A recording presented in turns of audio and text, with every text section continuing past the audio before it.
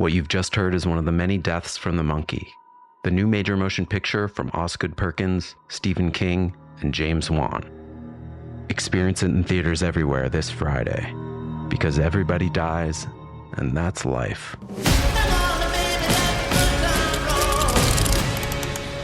Let's have some fun. This episode is brought to you by PDS Debt. Struggling with credit cards, personal loans, medical bills, or collections? It's time to stop worrying about that high-interest debt you've got piling up. PDS Debt can help you start saving money immediately. Their platform can analyze your unique situation and create a plan to get you out of debt. There's no minimum credit score required, and it takes 30 seconds to get your results. With PDS Debt, you'll take back control of your finances. Get a free debt analysis in just 30 seconds at pdsdebt.com/Spotify. Hey everyone, and welcome to Big Mad True Crime, where we get big mad over true crime. I'm your host, Heather Ashley, and today's mini-sode is out of the Bronx, New York.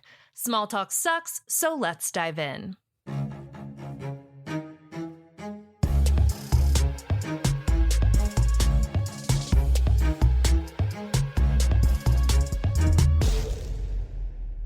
Growing up, Karl Jackson was every mother's dream. He was smart, he was kind, and he was responsible. Karl turned 21 in late 1998, but unlike most kids his age who celebrate their 21st birthday by getting slammer house drunk on cheap liquor, his classmate Jamel wrote on Street Sense Media that Karl spent his birthday evening at Red Lobster with his mother. That's the kind of guy he was. He had strong family values, which were not only clear with his family life, but also in his personal life. When it came to settling down, Karl wasn't hesitant at all. He met and fell in love with a beautiful single mother named Darlene, who was a little bit older than him. According to the New York Times, she had a 9-year-old son, and Karl didn't bat an eye when it came to being a positive male figure in his life. The New York Times reports that Karl had never been a fan of Halloween in the same sense that a lot of people aren't a fan of New Year's Eve. It's dark, people are drinking, and that combination just wasn't worth the risk for him, so he never really participated. That being said, he wasn't going to stop his girlfriend's son from enjoying the childhood fun of costumes and candy. So, on October 1st, 1998, Karl and Darlene dropped off her son at a party for kids. The New York Times doesn't specify that it was a Halloween party, but the likelihood here is strong. The party went on throughout the evening and into the night, and around 11 p.m., Karl and Darlene headed back to the party and picked up her son. With the three of them in the car, they were ready to drive off when some teenagers rolled up and pulled the old age prank of egging Darlene's car, which is honestly a waste of like $2 and perfectly good butt nuggets, but that's not why we're here. Naturally, Karl was annoyed and got out of the passenger seat and confronted the kids who had thrown the eggs. Some sources say that Karl asked the teens to stop. The New York Times reported that an argument ensued, but either way, there was some type of confrontation. That's all it seemed to be, though. Karl was pissed, teens were being teens, and in the end, Karl got back into the car and he and his girlfriend and her 9-year-old son drove off.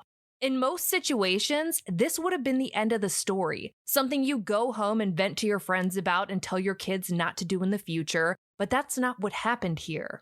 One of the boys who egged Darlene's car didn't feel like the argument was over. The teen followed Darlene's car, trying to catch up with the three of them, and a few blocks down the road, he did. Before anyone had any time to react, the teen pulled out a gun and fired a single shot into Darlene's car. The bullet missed Darlene and it missed her son, but it didn't miss Karl. That single bullet fired into the vehicle struck Karl in the head.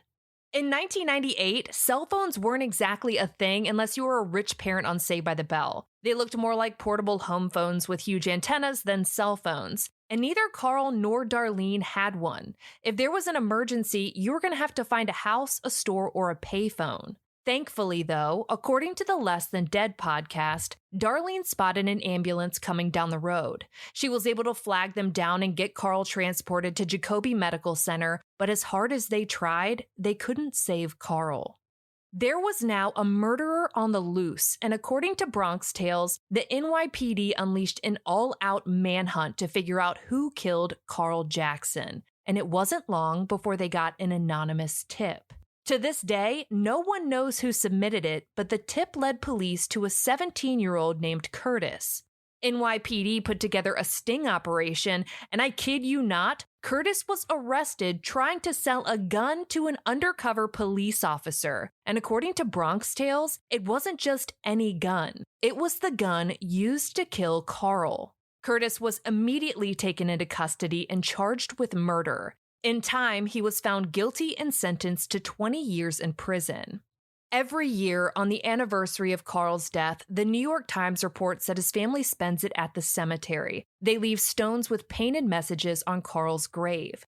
There was one more tradition, though.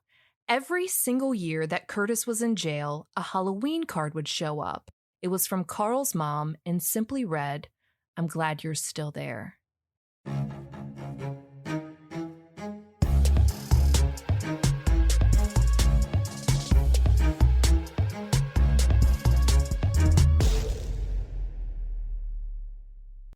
Master of horror Stephen King raves about the monkey.